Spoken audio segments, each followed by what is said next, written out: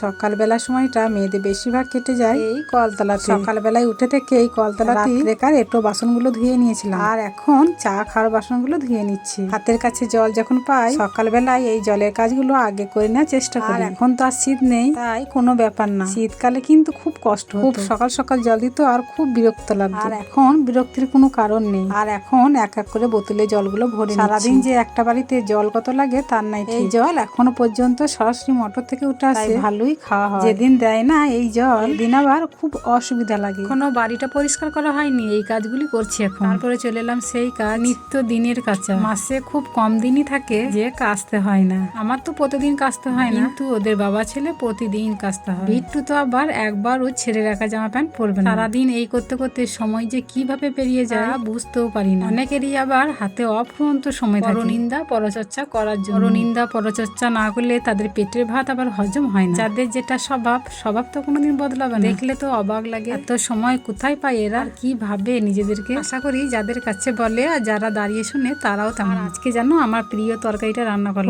করলাম, তেমন ভাব দেখাতেই পারলাম না। রান্নাটা শুধু আমার নয়, আমাদের সবাই ভালোবাসে। আর হচ্ছে সয়াবিনের তরকারি। আর ভাত খাওয়ার সময় গরম গরম ডিম ভেজে নিয়েছিলাম। দুপুরে ভাত খেয়ে একটু বিশ্রাম নিয়ে তারপর বিকেলে সব কাজগুলো সেরে তারপরে নিজেও একটু ফ্রেশ হয়ে নিলাম। এরপরে সন্ধ্যে দেবো, তবে বেলা এখনো ভালোই আছে। তো বন্ধুরা টাটা।